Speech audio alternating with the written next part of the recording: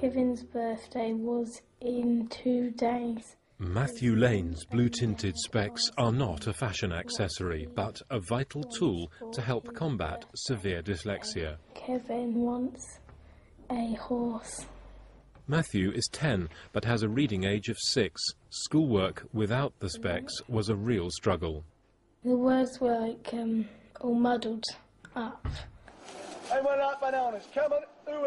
Place a coloured filter over your eyes and, well, the world unsurprisingly turns the same colour as the filter, and that's it.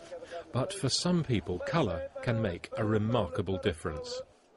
OK, Angela, just 2 more colours left. If I get you just to look at that. Matthew's specs were prescribed at this Parkgate Opticians. Colour has been found to help people with a range of symptoms, most suffered during or after reading, and including migraine, eye strain, sore or watering eyes, a marked dislike of bright light, and print appearing blurred, typically a sign of dyslexia. Colour is not a cure, but it reduces visual stress. What it is overstimulus of the visual cortex, hyperexcitability is the medical term. By introducing colour, you're calming that difference down, you're making it easier for your brain to process that data, and it makes it much easier to read for prolonged amounts of time.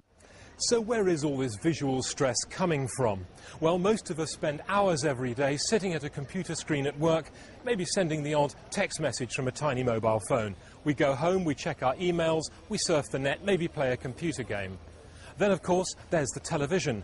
And finally, if we've got any energy left, we might even read a good old-fashioned book.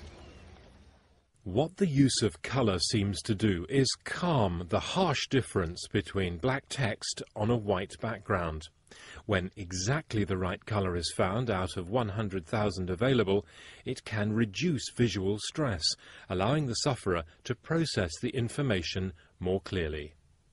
Colorimetry is proving particularly helpful to dyslexics like Matthew Lane. He's been wearing those blue-tinted glasses for 4 months. I've seen a big difference at home with his reading, using the glasses. I have spoken to the school and they also feel that there has been a difference with his reading. It's much clearer and the words are not blurred. Angela Valueme uses orange-tinted glasses. She owns a Hampshire preschool with more than 100 pupils. Running the business is no longer a problem, but her childhood was blighted by dyslexia.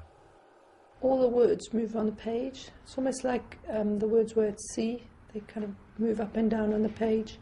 But I didn't realise they did that. I just learned to live with that all my life. But I couldn't read very fast. Paradoxically, there are no grants available for children to be tested and given glasses in their formative educational years, whereas many universities, including Portsmouth and Southampton, offer discretionary 100% funding for students. The principal of Farnham's Helen Arkell Dyslexia Centre is in no doubt that colour can dramatically improve the lives of dyslexics. At its most useful, it can be letting children see that the actual visual processing of reading can be easy. And within that, there's a great continuum from using something like this little coloured overlay to set on top of a piece of print while you're reading it, right through to having coloured lenses. Seeing the world through rose-tinted spectacles implies living some sort of fantasy existence. Now it turns out rose-tinted spectacles may be precisely what's required to see the world as it truly is. Hugh Kirby for Meridian Tonight.